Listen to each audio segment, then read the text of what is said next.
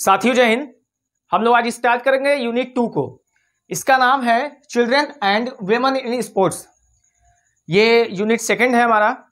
इस वीडियो में हम लोग कवर करेंगे व्हाट इज पोस्चर, मुद्रा क्या है, what is good posture, correct posture क्या होता है, करेक्ट सिटिंग पोस्चर क्या है, करेक्ट स्टैंडिंग पोस्चर क्या है, और साथ ही साथ हम लोग आज डिस्कशन करेंगे कि what is the cause of bad posture. Okay, in 4 point पे हम लोग को चर्चा करनी है आज इस वीडियो में। तो उम्मीद करता हूँ ये आपके लिए काफ़ी हेल्पफुल होगा, आपको समझने में आसानी होगी। मैंने इनको डिफाइन कर दिया ऑलरेडी, हम लोग सिर्फ इसको क्या करेंगे, डिस्कशन करेंगे। ठीक है, आइए शुरू करते हैं। इसके बाद भी हम लोग को जो चीज़ें जाननी है that is special consideration, menarche menstrual dysfunction. उसके बाद हमें फीमेल एथलीट्राइड भी पढ़ना है। इसमें 3 पॉइंट है, फीमेल एथलीट्राइड 3 है, ऑस्टियोपोरोसिस है, एमिनोरिया है और ईटिंग डिसऑर्डर है। तो ये हम लोग नेक्स्ट वीडियो में कवर करेंगे।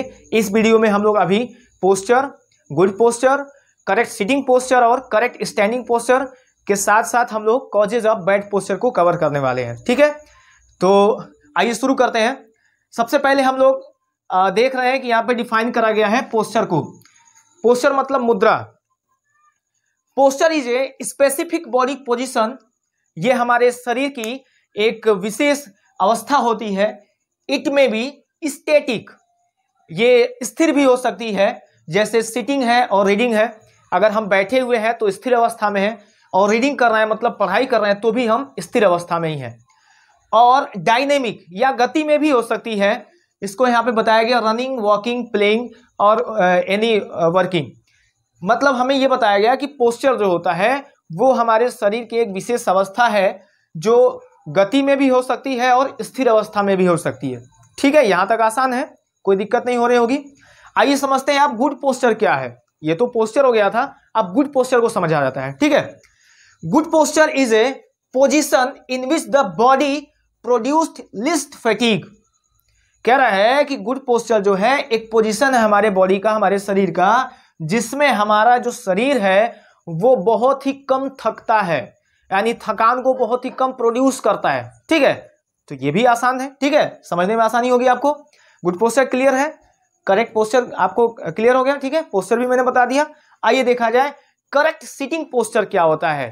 जो ठीक से बैठने वाली अवस्था होती है वो क्या है, उसमें हमारे बॉडी की अवस्था कैसी होनी चाहिए, आइए समझते हैं। Correct position sitting posture. In correct sitting posture backbone should be correct. कह रहा है कि जो करेक्ट सिटिंग पोस्चर है इसमें आपका जो बैकबोन है इट शुड बी करेक्ट, यानी स्ट्रेट होना चाहिए, एकदम सीधा होना चाहिए। So that the natural curve should be visible. इसका मतलब ये हुआ कि जब हम अपने बैकबोन को स्ट्रेट करके बैठेंगे तो हमारे बॉडी का, हमारे बैकबोन का जो नेचुरल कर्व है it is in cervical region and lumbar region also, ये विजिबल होगा। ये करेक्ट पोजिशन है सिटिंग का। ठीक है, should be visible. Head should be in line of head should be in line of hip. Head should be in line of hip. हमारा जो सिर है वो हिप के और शोल्डर के लाइन में होना चाहिए। हमारा जो सिर है वो शोल्डर और हिप के लाइन में होना चाहिए, और बैकबोन हमारा स्ट्रेट होना चाहिए। ये हमारे करेक्ट सिटिंग का पोस्चर हुआ। ठीक है, आसान है। आइए करेक्ट स्टैंडिंग पोस्चर को समझा जाए। ठीक से खड़े होने की मुद्रा क्या है। ठीक है, standing is a position in which the body is held in upright. कह रहा है कि खड़ा होना जो है ये एक हमारे बॉडी की अवस्था है जिसमें हमारी बॉडी क्या होती है, हेल्ड इन अपराइट, ऊपर की तरफ टिकी होती है, ऊपर की तरफ हेल्ड रहती है, and supported by only our feet, और सिर्फ हमारे पैरों के द्वारा इसको क्या मिला रहता है, सपोर्ट मिला रहता है। ठीक है, आगे कह रहा है फिट अपार्ट 4 to 6 इंचेस।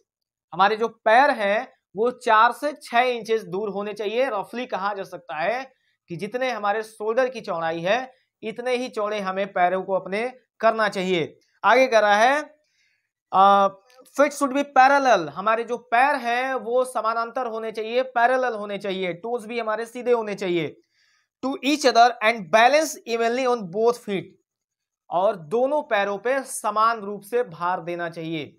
क्योंकि अगर समान रूप से भार हम नहीं देते हैं तो इसी चैप्टर में आगे हमें डिस्कशन करना है कि जो पोस्चरल डिफॉर्मिटीज हैं इनके होने के चांसेस या इनके होने के खतरे बढ़ जाते हैं। ठीक है, अगर आप किसी बॉडी के एक स्पेसिफिक साइड में ज्यादा बॉडी का वेट देते हैं या किसी एक बॉडी के साइड में ज्यादा वेट कैरी करते हैं, लेग लेंथ डिफरेंस है या कोई अन्य कारण है, तो आपको पोस्चरल डिफॉर्मिटीज हो सकती हैं। ठीक है, इनको हम लोग नेक्स्ट वीडियो में कवर करेंगे। ठीक है, मुझे उम्मीद है कि यह आपको समझ आ गया होगा, आसान है ये। ठीक है, अब आइए समझते हैं कि कॉजेज ऑफ बैड पोस्चर क्या होते हैं, हमारे बैड पोस्चर क्यों होते हैं, आखिर हम क्यों मेंटेन कर नहीं पाते।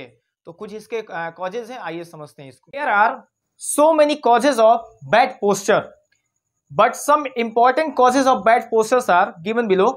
The first is wrong postural habits. जो हमारे पोस्चर की गलत आदतें हैं, ये हम कह सकते हैं कि सही तरीके से बैठना नहीं, सही तरीके से खड़े नहीं होना, चलने का गलत तरीका, तो ये सभी जो कॉजेज हैं इसमें टॉप पे कंसीडर किए जाएंगे।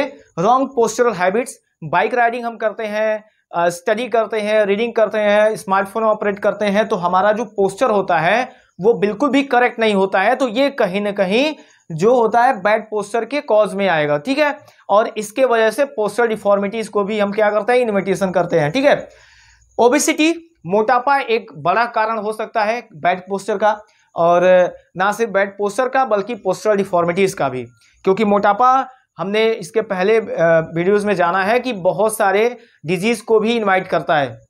एज फैक्टर है, उम्र बढ़ जाने के बाद जो है हम अपने पोस्चर को मेंटेन करने में असमर्थ महसूस करते हैं, या कह सकते हैं कि ताकत की जब कमी होती है तो भी हमें पोस्चर को मेंटेन करना कठिन लगता है। तो एज फैक्टर भी एक इंपॉर्टेंट फैक्टर इसमें कंसीडर किया जा सकता है। लैक ऑफ न्यूट्रिशनल डाइट, अगर हमारे शरीर में ऊर्जा की कमी होगी, एनर्जी की कमी होगी, तो भी हम गुड पोस्चर को मेंटेन नहीं कर पाएंगे। It will be also a major cause of bad posture. Okay, now the next is injury और एक्सीडेंट। जब हमें कभी चोट लगती है या कोई दुर्घटना होती है तो उस वजह से भी हम अपने शरीर के किसी पर्टिकुलर पार्ट पे ज्यादा वेट देते हैं।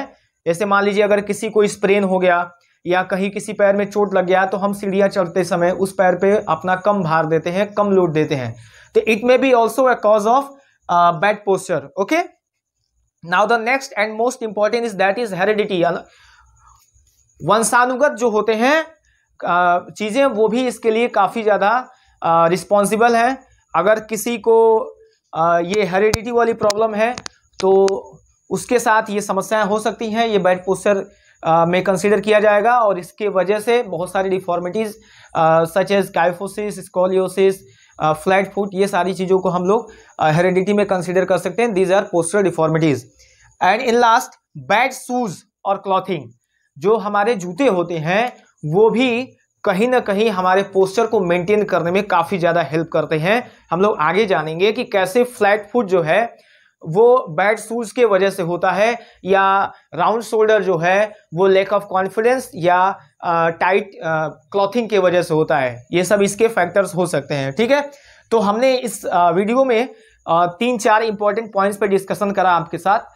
पहला इसमें पोस्चर था, दूसरा गुड पोस्चर था, तीसरा हमने करेक्ट सिटिंग पोस्चर को देखा, फिर हमने करेक्ट स्टैंडिंग पोस्चर को देखा, and finally we are discussing here the causes of bad posture. ठीक है, तो ये आपके एग्जाम के पॉइंट ऑफ व्यू से और आपको अपने लाइफ में भी इसको इम्प्लीमेंट करना चाहिए, ये काफ़ी ज़्यादा इंपॉर्टेंट है। उम्मीद करता हूँ कि आपको ये लेक्चर आसान लगेगा समझने में और अच्छा लगेगा। तो इसी के साथ ये वीडियो समाप्त करते हैं। जय हिंद।